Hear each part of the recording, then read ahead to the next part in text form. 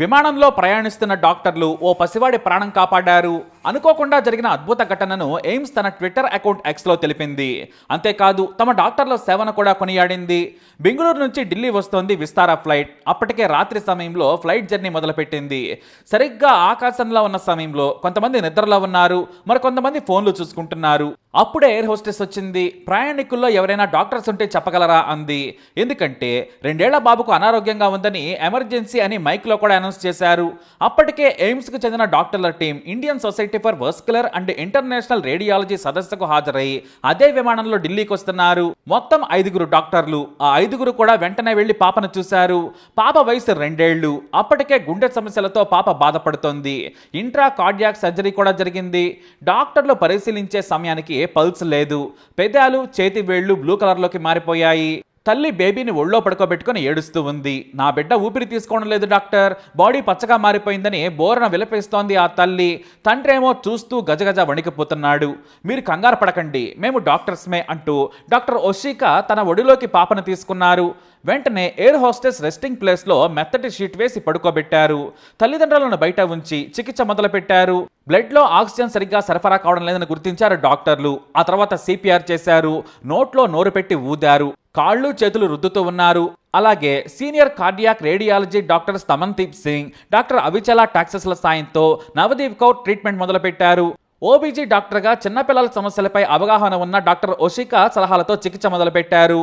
విమానంలోనే చాలాసేపు సిపిఆర్ చేసి అక్కడున్న వనరులతోనే శరీరాన్ని మొత్తం పరిశీలించారు. అప్పుడే వారికి మరో డాక్టర్ తోడయ్యారు. సందీప్ అనే డాక్టర్ తన అనుభవంతో సలహాలు ఇచ్చారు. కాసేపటికే పల్స్ మొదలైంది. ఆ తర్వాత వెంటనే ఐవీ క్యాన్యులాని పెట్టారు. ఆ తర్వాత ఒరాఫరెంజల్ ఎయిర్వేని కూడా పెట్టారు.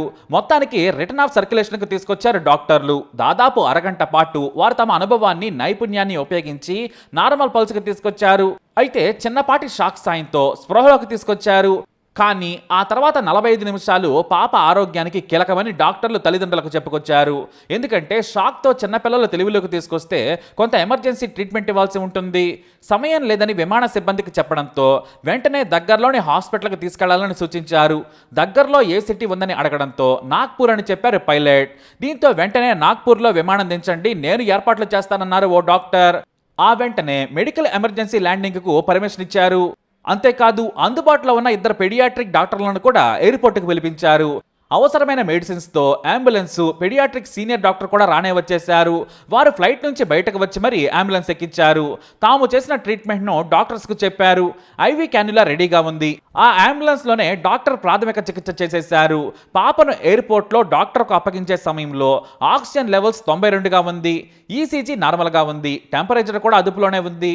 పాపను పరీక్షించిన డాక్టర్స్ కూడా ఎయిమ్స్ టీమ్ స్కిల్స్ని అభినందించారు. ఆరోగ్యం నిలకడగానే ఉంది, తదుపరి టెస్టులు చేయాలని చెప్పారు. పాపకు ఎమర్జెన్సీ సేవలందించిన డాక్టర్లకు పాప తల్లిదండ్రులు కృతజ్ఞతలు చెప్పి ఆసుపత్రికి తీసుకెళ్లారు. ఈ ఘటనను ఎయిమ్స్ ఢిల్లీ తన ఎక్స్ అకౌంట్లో పోస్ట్ చేసింది. తమ టీంను అభినందించింది. ఈ వార్త దేశవ్యాప్తంగానే కాదు, ప్రపంచవ్యాప్తంగా వైరల్గా మారింది. ఇక డాక్టర్లంటే దేవుళ్ళని ఇందుకే కదా అనేది. అంతేకాదు డాక్టర్లు తిరిగి విమానం ఎక్కగానే ప్రయాణికులంతా పాప ఎలా ఉందని అడిగారు. షీఈస్ ఫైన్ అని డాక్టర్లు చెప్పడంతో ప్రయాణికులంతా చప్పట్లతో హోరెత్తించారు.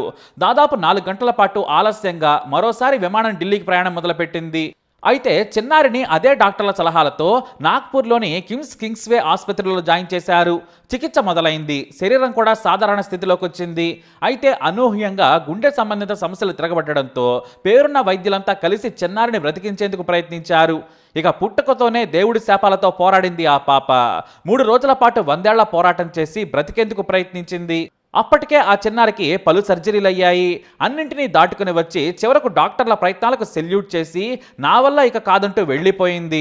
3 రోజుల తర్వాత ఓ మధ్యాహ్నం వేళ తల్లిదండ్రులు తనను బ్రతికించుకునేందుకు, తమ ప్రాణాలను పణంగా పెట్టినందుకు మళ్ళీ జన్మంటూ ఉంటే మీ కడుపులో ఆరోగ్యంగా పుడతానంటూ సెలవు తీసుకుంది ఆ బంగారు తల్లి. ఇక తమకు పుట్టిన బిడ్డకు పుట్టినప్పటి నుంచి అనారోగ్య సమస్యలున్నా కూడా ఎంతో బ్రతికించుకోవాలనుకున్నారు ఆ పేరెంట్స్. ₹1 కోటి పైగా ఖర్చు పెట్టారు. తాము బ్రతికున్నంత వరకు బంగారంలా పెంచుకుంటాం, కాస్త ఆరోగ్యంగా ఉంటే చాలనుకున్నారు. డాక్టర్లు చెప్పిన ప్రతి సర్జరీ చేయించారు. కానీ ఆ చిన్నారి పోరాటం, తల్లిదండ్రుల ప్రేమ చూసి దేవుడికే ఈర్ష్య పుట్టిందేమో. వారికి కడుపు కోత మిగిలింది. తమ చిన్నారి ఇక లేదని తెలిసి కనులారా చూసుకొని వీడ్కోలు పలికి బెంగళూరు వెళ్ళిపోయారు. ఎయిమ్స్ డాక్టర్లు సైతం ఆ చిన్నారి చనిపోయిందని తెలిసి బాధపడ్డారు. ఆ చిట్టి తల్లి బ్రతుకుతుందేమోనని ఓ మీడియాతో మాట్లాడుతూ బాధపడ్డారు. మరి ఆ పాప ఆత్మకు శాంతి చేకూరాలని కోరుకుందాం. అలాగే ఆ పాపను బ్రతికించడానికి శతవిధాలా ప్రయత్నించారు డాక్టర్లు. వారిని కూడా తప్పకుండా అభినందించాలి. ఈ వీడియో అప్డేట్స్ కోసం మై ఛానల్ ఫాలో అవ్వండి. అలాగే తప్పకుండా సబ్స్క్రైబ్ చేసుకోండి.